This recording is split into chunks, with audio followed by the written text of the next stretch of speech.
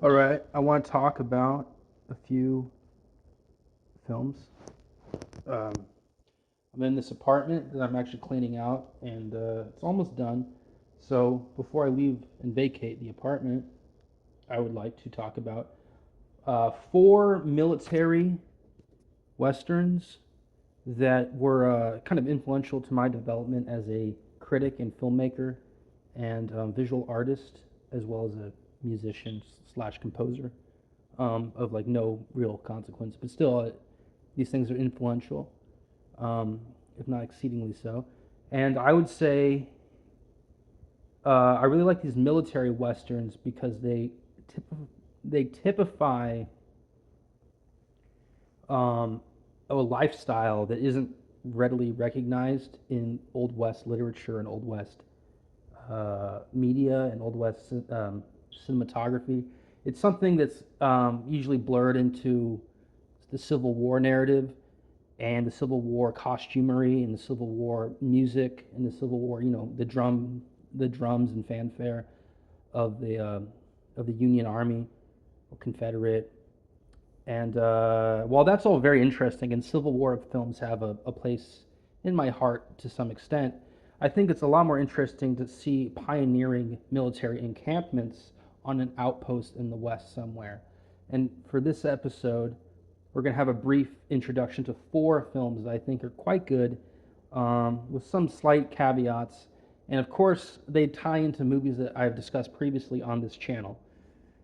And again, these four films are about the military, and they're about the 1800s, the Wild West, and one of them is actually in Australia, but it's the Australian West, or the Outback, as they call it. And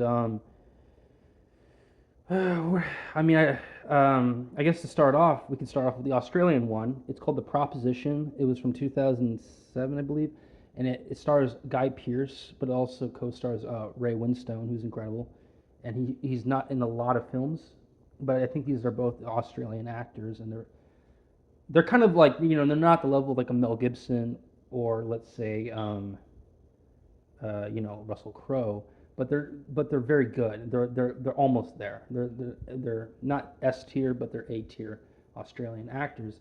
And the proposition kind of follows this rogue who is known as sort of the ultimate badass. He's a little like a Clint Eastwood type, and he goes around trying to basically enact revenge upon his brother, and he sort of embroils himself in a dying kind of military base with characters that can't be trusted, and the ones that can be trusted are still corrupt. And there's a really brilliant final scene where there's sort of a showdown, but it's not really a showdown. It's more of like a last stand that's depressing. And then, and of course, it involves the brother and the Ray Winstone character, who is more like a facilitator. He plays some sort of officer in the Australian army, and there's a woman who's at risk of being raped, whose honor has to be defended in this pretty substantial set piece with a kind of like a period dining room, and that's all well and good. I really like the interior design in this film because it's mostly an outdoor kind style priority, and yet the interior is quite remarkable in the whole film. The proposition is not like the highest budget film, and I don't believe it made a ton of money, but it tells it weaves an interesting um, uh, sequence of thread into a really cohesive narrative that combines a lot of disparate and seemingly unrelated parts into one sort of cohesive story. I think the main critique is that the overall story is rather solipsistic and selfish, and the antagonist and the protagonist could be swapped to some degree or another.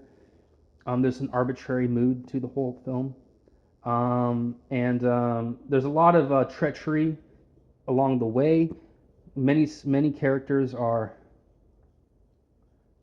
shown as just full of tomfoolery, or not to be trusted, sleight of hand, rakes and blackguards, and just the wrong sort of cast of character. And but it is a movie that inspires you to learn more about the Australian outback. And I haven't seen a ton of films set there in that period. However, there is one quite good one from the 70s starring Mick Jagger, of all people, and that's one that people can point to. But it's not as significant in cinema as the American West by any means. And the next one I want to talk about is another Guy Pearce film, and in this one he's more clueless. His personality is the opposite. This one's called Ravenous. And it's from like 1998, I believe, 97, 99, late 90s. It was kind of like the Revenant with Leonardo DiCaprio, but it was well before, but about 20 years earlier. And it's not really heralded as the best movie, but I thought it was, despite the critical reception, I thought it was really fun. And it's about a cannibal that sort of sneaks his way into an outpost in California and tries to terrorize people and trick them into basically being murdered so that he can consume their body. I mean, there's some kind of Native American concept like the Wendigo, which is like a man who eats the flesh of people and then becomes stronger, sort of like a werewolf type. But he's not. He's actually not a werewolf. He's just a person that becomes like a god. And I mean, I say like a god. It's more of like, um, you know, whose spirit becomes corrupted, and he makes a Faustian bargain for like enhanced powers. And that's a good film. It's called again Ravenous. You can understand why it would be a little weird since it has most I think an entirely all male cast, and they're all at risk of being cannibalized by one particular character who you find out pretty soon into the film who it is. Although I can't tell you, or else it would be a spoiler. And Guy Pearce is trepidatious all the way through, and eventually he does sort of win, but it's like, it's not the most dour movie, but it's fairly consequential to your understanding of California in its earliest days. And I think it's odd that Guy Pearce was in this film as well as The Proposition, about 10 years apart. And The Proposition, he's very intense and very in command of most situations that he finds himself in. But in this particular film, Ravenous, it's more like the Revenant meet meets Dances with Wolves. It's a weird film, and I think you'll enjoy it if you can take it with a grain of salt and see humor in it. Okay, number three is Hostiles, which was released not so long ago, I think 5 years ago, and it stars Christian Bale alongside some interesting actors like Ben Foster. It's essentially like a spiritual successor to the 310 to Yuma remake from uh, 2007. Although it doesn't have the same charm because Russell Crowe isn't playing off Christian Bale's high-flown morality. Christian Bale has in both of these films, 310 to Yuma and the one we're talking about now, Hostiles. He plays a classic character that has a really intense sense of moral purpose, and it's a little unsavory to have to bear with. Whereas, so along those lines, if you have Russell Crowe sort of playing the devil's advocate or the devil himself, you get a better, show of it all. And in this movie, Russell Crowe was not involved, and I believe Russell Crowe might be too fat to actually play play the likeness that he used to play. And so 310 Yuma, I've talked about before. There's a lot of good versus evil machination going on. In this one, it's somewhat less than that. It's more the bad guy is kind of introduced late, who's played by Ben Foster, and there's some sort of ulterior motive to the whole narrative where they have to bring this Native American chieftain who's controversial and possibly a mean guy, although you understand very clearly that he's not that mean, but he has a checkered past, and so they have to move him and his sort of close followers to a burial ground that's sacred to the native tribe he belongs to. I forget the exact name. It might have been the Cheyenne. I'm not really uh, I'm not really accurate on that because I don't have my fact sheet with me.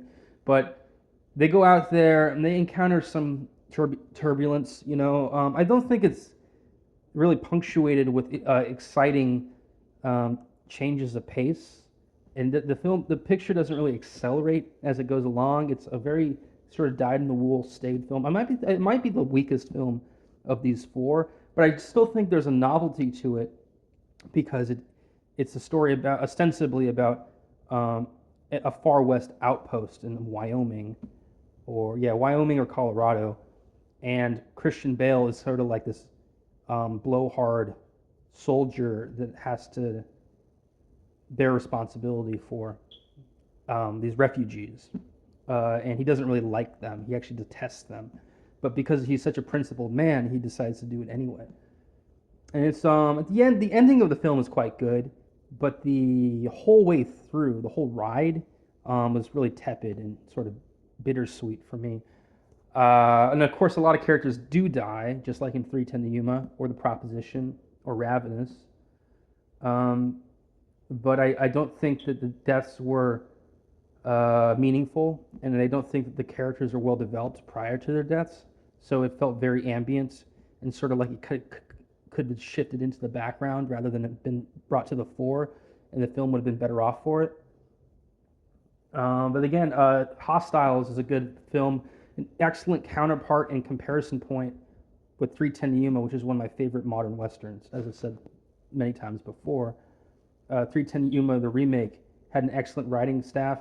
I don't believe that staff was involved in Hostiles. I don't think they had the 80-year-old dude, the veteran. I say veteran, the screenwriting veteran. I don't think they had him involved because he wrote the original 3:10 to Yuma, or I believe he did. And if he didn't, I'm not sure. I mean, Elmore Leonard wrote the story, so I'm not sure who wrote the original script. But he was brought in because he was a young guy when that movie, was released in the 60s, or is it the 50s? Fuck, I don't know. It might have been 52 or 62. But at any rate, 3:10 to Yuma is an excellent story, and the 2007 version with Russell Crowe is riveting. But Hostiles tried to sort of have the same tact. They escort sort of this bad guy who's like looming in the background, but he doesn't have enough of a role in the film. He's not a strong actor, and his character has not a lot of lines to begin with. So the Hostiles, I think, was sort of like a film that went to Netflix. I don't know if it even got a lot of theater time. I would say it was kind of a flop. Maybe like a 5 or 6 out of 10. At best, a 6.5. But it has redeeming moments. They could maybe, if I was in a jolly mood, call it a 7. A hard 7. But Hostiles. And Christian Bale's acting in it is not his best either. His acting in a lot of films is sort of wooden at times, but in this one it was especially palpable how sort of rigid his acting is and not very imaginative or flexible. And the role is a pretty simplistic one at that, so it's not like you can expect much anyway. I think Guy Pearce in Ravenous was, frankly had a more expressive performance, and that movie is considered to be really not good. But I thought Ravenous was better than Hostiles by quite a bit. Just shows you how our standards have lowered in 20 years, 30 years. Because Ravenous, the IMDb score is terrible, but I swear it's a better film than Hostiles in many ways. And then, the last one we're going to talk about is one that we all know and possibly love, although I'm reevaluating that right now, which is, this totally empty room. It's like completely cleaned up. It's my first Austin apartment. Only for 3 months that I live here, and I'm just here to finally clean it out. They kind of let me linger on a little to do that for reasons I won't go into, but it costs a pretty penny for me to do it. So It's not something to be proud of, but at least I'm not, um, it was kind of cool to have two apartments for, a month and a half or whatever it was, a couple months. But and unfortunately, I didn't take advantage of it like I could have. Anyway, the last movie is Dances with Wolves, which I've considered doing Wyatt Earp in the same episode, which is also a Kevin Costner film from the 90s. But it's not a military outpost. It's not a military encampment involved. There isn't one involved in that film. And I still believe that Ravenous is a more appropriate film to compare with Dances with Wolves for the simple reason that it is about a military encampment, and Dances with Wolves is also loosely about military encampment. I mean, he kind of fights in the war, and Kevin Costner's character, right? He's the famous lead. I think he got an Oscar for it. I'm not quite sure, but I wouldn't be surprised. And he kind of goes out on his way. They're doing this Last of the Mohicans kind of thing where they take the Native Americans really, really seriously. But the Native Americans are not that impressive as personalities, so it's kind of tongue in cheek a little, and I think the film is sort of condescending. But like in hindsight, I'm sure like when I was a kid, I wouldn't have noticed. And I think Dances with Wolves is a good movie to see as a kid for exactly that reason. Most films about Native Americans kind of work better when you're younger because, in Ravenous, the one Native American character was sort of a pastiche. He's sort of a clown character. Last of the Mohicans, the Native American characters are presented as very dignified. So that movie is, one of the best portrayals I would say out there for an indigenous person. But Dancing with Wolves has a lot more Native American characters, and they're also they're very dignified, but they don't do as much as in Last of the Mohicans. And I can say so. I think Dancing with Wolves has a similar problem that Hostiles has, where the Native American personalities are not really exhibited, and they're more just sort of ambient and shifted into the background, and that creates a film that falls a little flat, is sort of lackluster, and despite its reputation for being an adventure film, I thought Dances with Wolves was rather tepid and sort of slow on the draw, and you can kind of see a lot of the turns coming in the story. Kevin Costner, his character, decides to go out west because he wants to get away from the war-torn environment, and he wants to see the West, quote unquote, before it's gone. And so he does, and he builds an outpost. I think it's in like Oklahoma or Nebraska, someplace in the prairie. And of course, the Native Americans immediately just harangue him with arrow fire and like ride around him in circles on their horseback, on bareback horses. And they eventually that sort of tones down a little, and they kind of imprison him, but then they respect him. They're doing this sort of Last Samurai exchange where they imprison him, but they end up treating him like an equal. And by the end of it, he's actually fighting for them against, like the Union Army or whatever, the reformed American army that has to, purge the West of its indigenous. And there is a lot of like honor to that, and it's a very heartwarming film for that reason. But there's a lack of originality to the movie, and like many Kevin Costner films, it's not truly dynamic in its storytelling. I think there's this new release with Kevin Costner. I mean, he does all these other Western films like Yellowstone. He did that whole series, and now he was just in a new film. I forget the name, but it's out right now, and he's like the main character, and it's also a Western. But I think if we're going to talk about Wyatt Earp, I mean, Tombstone is probably the better movie. Kurt Russell probably has a more fun portrayal of Wyatt Earp, and of course, Kevin Costner is not like the most engaging screen presence, and that's why for me, Dances with Wolves hasn't aged as well as I would have hoped, or as I did hope, I guess. And then when I was a kid, I saw it and I really liked it, and it just didn't age quite as well as I remember it. And then whatever, And I mean, it's a pretty haphazard episode today, 20 minutes. I'm trying to do a sort of a different technique where I do these sort of personable videos, and I just have shorter episodes, and I talk about a bunch of movies that are sort of loosely related in one particular theme or another, and it's usually a theme that I have some sort of fetishistic interest in, like military encampments.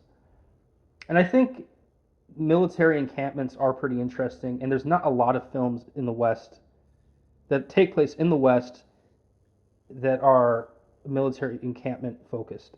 And the four that we talked about today, or that I rambled on about, are really the only ones I could think about. I would have come up with a fifth one if I could.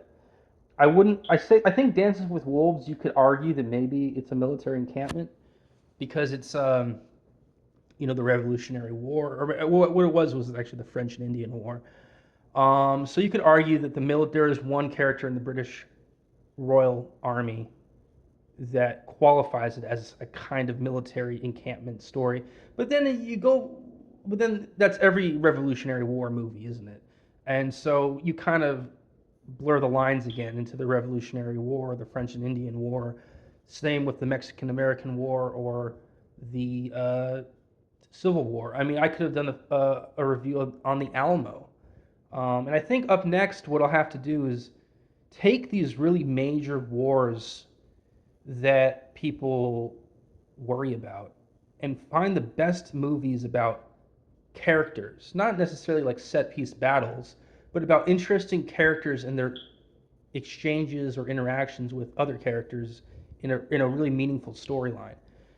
If I can do that and find excellent plots, like let's say Cold Mountain or the Alamo film or The Patriot or Dances with Wolves, I think that could be another 20-minute episode, if not a 30-minute or 40-minute or 50 to an hour episode.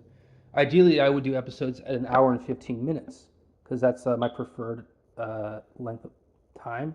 I feel like most comfortable and proud when I do those. But in this case, up next, I know we're not going to do deliberate war movies. I think we're going to do more like guerrilla tactics or scouting films like Dances with Wolves. Last of the Mohicans, Cold Mountain, the Alamo, I guess, and maybe The Patriot, I guess. Those four would be pretty good as a follow-up to this one. And again, I really struggled to find excellent films that had military encampments. Like I looked at The Revenant, and The Revenant, ironically, would have been great, but it takes place in a fur trapper, environment. It has nothing to do with the American military as such. And so you could tell that I was struggling because I have haphazardly walked through this video. But not just that, the proposition is an Australian film about an Australian setting with Australian people portrayed by Australian actors. It's not a film that really ties into the American West, but it was the best I could do so long as I had military encampments in mind. And without further ado, I think we'll close out because there really just isn't a lot of military encampment movies that take place in the 1800s in some sort of frontier land. I guess the other thing you could do is the Zulu Wars, although I know absolutely nothing about cinema portraying the Zulu Wars or the Boer Wars or Anglo-Dutch crap. I don't know anything about any of that, and I honestly don't care because those aren't colonial. Those are more imperial or post-colonial. They're not post-colonial. Republican, they're imperial. So yeah. Again, the four films we discussed are The Proposition with Guy Pearce, Ravenous, also with Guy Pearce, kind of fun, Hostiles, a bit of a letdown with Christian Bale, and Dances with Wolves, which is a classic, but it doesn't hold its weight in water like I expected. And it makes me kind of want to watch Waterworld, and maybe Waterworld in a weird sort of way is a better movie. So again, Dancing with Wolves, somewhat a disappointment, but Kevin Costner is still a brilliant actor. You can't deny him that. All right, well, take care. Good night and good luck, and have a beautiful mid-July festivity wherever you may be. Ciao.